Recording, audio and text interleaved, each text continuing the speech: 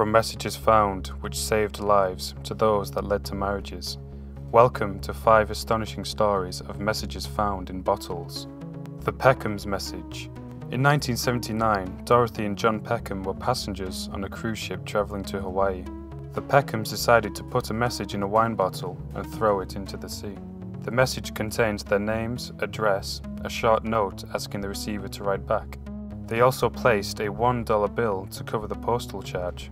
3 years later, and 9,000 miles away, Hoa Van Goyen had escaped from a communist regime in Vietnam on a fishing boat. After catching the bottle, Goyen was filled with hope that one day he may be able to reach freedom. Upon reaching Thailand, Goyen wrote to the Peckhams to let them know he had found the bottle.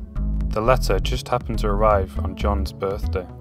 Goyen and the Peckhams corresponded for the next 2 years.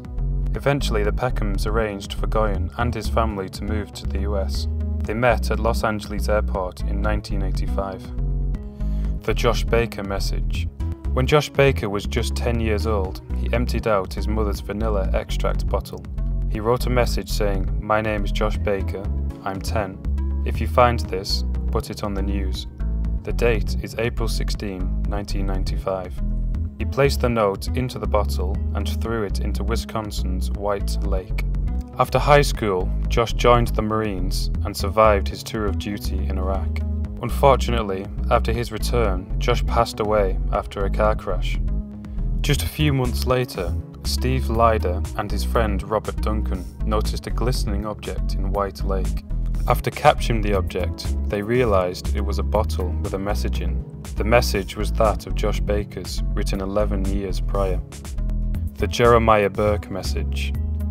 In 1912, Jeremiah Burke boarded the Titanic at Queenstown, Ireland, so that he could meet up with his sisters in Boston.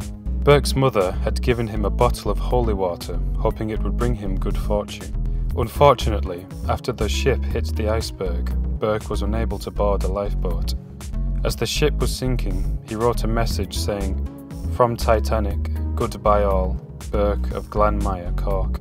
He placed the note inside the bottle his mother had given him and tied it with his shoelaces. Amazingly, the bottle washed up on the shores of Cork, Ireland, only a few miles from the Burke's family home.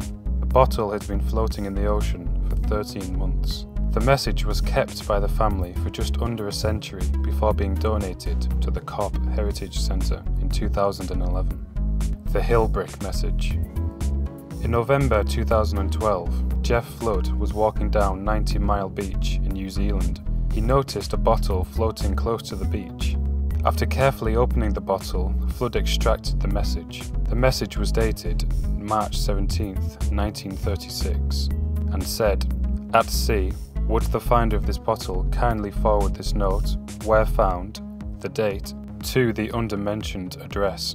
The message was then signed H.E. Hillbrick of 72 Richmond Street, Leederville, Western Australia. It is thought that Hillbrick had written the message while on the SS Strathnaver, which travelled between Australia and England. The paper Hillbrick used had a picture of the ship on the note, hence the link. During his investigation, Flood discovered that Hillbrick had unfortunately passed away in the 1940s. However, Hillbrick had a grandson, Peter Hillbrick, who was living in Perth, Australia. Peter, who had never met his grandfather, said that the only connection he had with him was now the bottle and the message inside. The Ake Viking message. Ake Viking was a lonely Swedish sailor. Because of his constant sailing, he was unable to socialize and meet the woman of his dreams. One day, he decided to search for love via a message in a bottle. He wrote, "To someone beautiful and far away." He then wrote his address at the bottom of the message. After sealing the bottle, he threw it into the sea. After 2 years, Viking received a letter from a Sicilian woman named Paulina. The letter said, "I am not beautiful, but it seems so miraculous that this little bottle should have travelled so far and long to reach me that I must send you this answer." After a year of writing to each other, Viking eventually moved to Sicily to meet Paulina. The two married each other soon after.